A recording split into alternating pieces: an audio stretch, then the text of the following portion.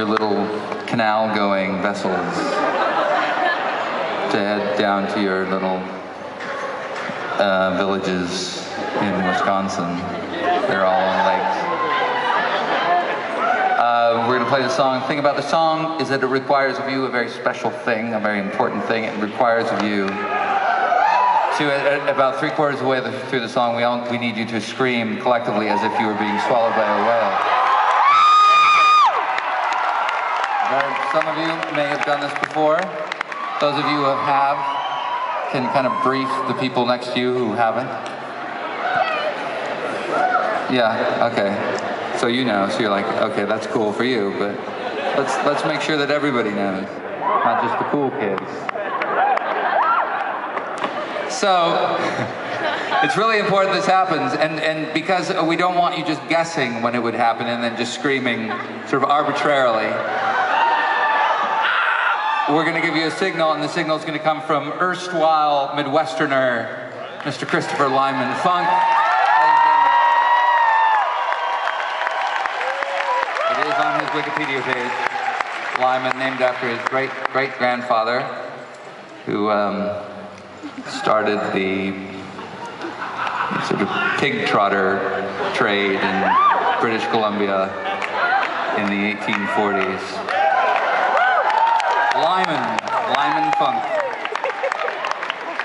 Quite a namesake, a big name to live up to. Lots of trotters to be had in those days, right? Yeah. Okay, so you're going to see the signal. The signal is going to come from Mr. Funk. It's going to look like this. We're just showing you the signal, not doing it, just so you know what it looks like. But now we will do a trial run.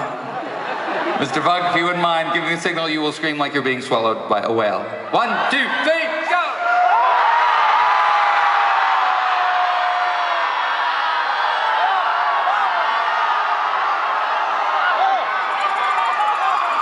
Ah, that's very good. Clearly you have done this before, perhaps even in this very theater. You have been swallowed by a whale. If not at the Pabst down the road 8 years ago. Well, you did that very nicely. Maybe kind of prolong it a little bit when the time comes. Some more groaning, some more moaning. But I think you know what to do. I think you know when to do it. Ladies and gentlemen, you've been a phenomenal audience. This is the Mariners' Revenge Song.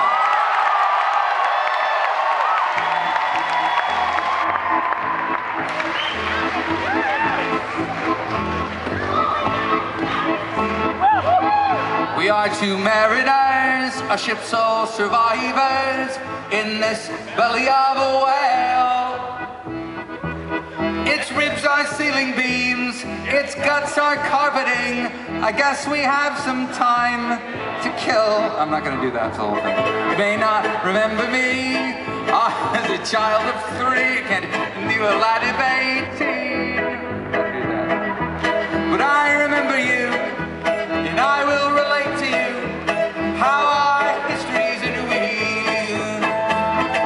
At the time you were a rake and a rascal, spending all your money on boys and hounds. You had a charming air, so cheap and debonair. My widowed mother back so sweet.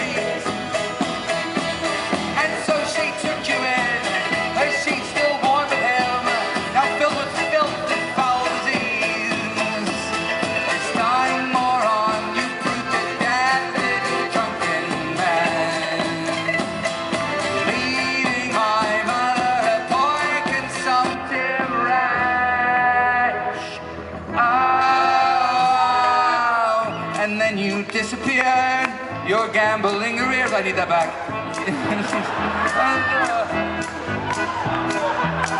And then, oh God.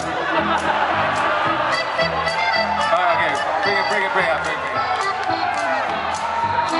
And then you disappeared, your gambling arrears, the only thing you left behind.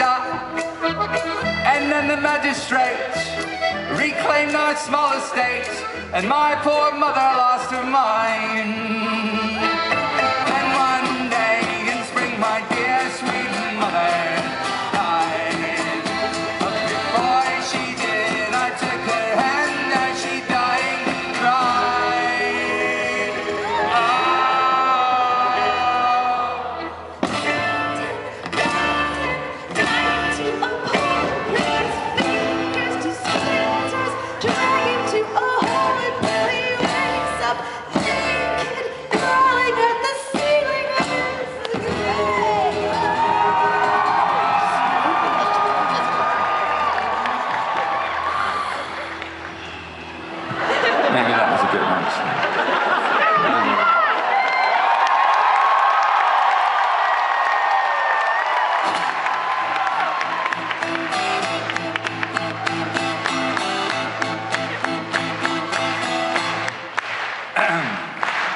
It took me 15 or 16 years to swallow all my tears among the urchins and the stray,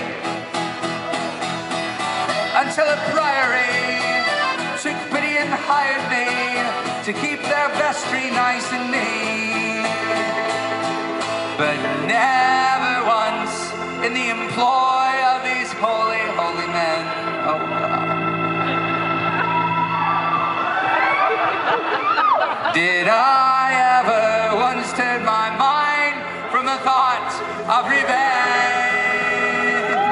Oh, I think I put on my elbow. One night I overheard the prior exchanging words with a penitent whaler from the sea. The captain of his ship, who met you toe-to-toe, was known for one cruelty. Following day, I shipped to sea with the privateer, and in the whistle of the wind, I could almost hear.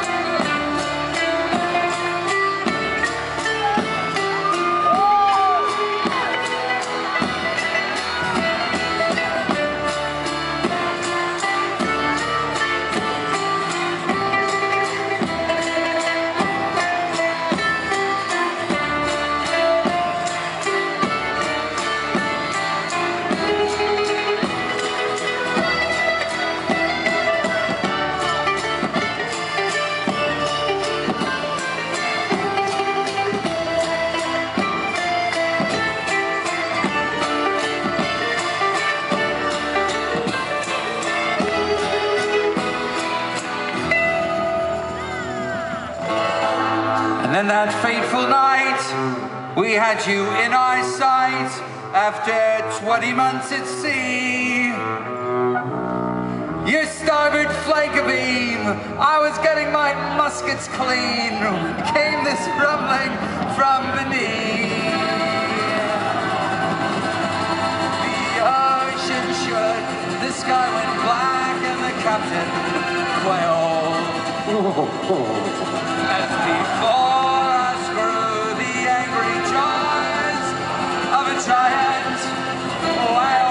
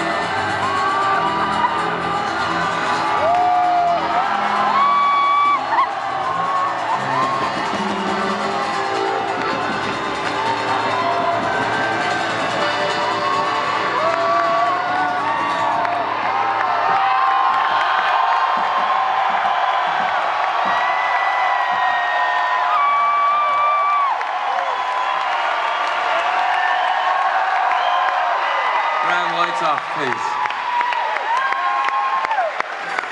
All of the lights, please. So one light on me, please.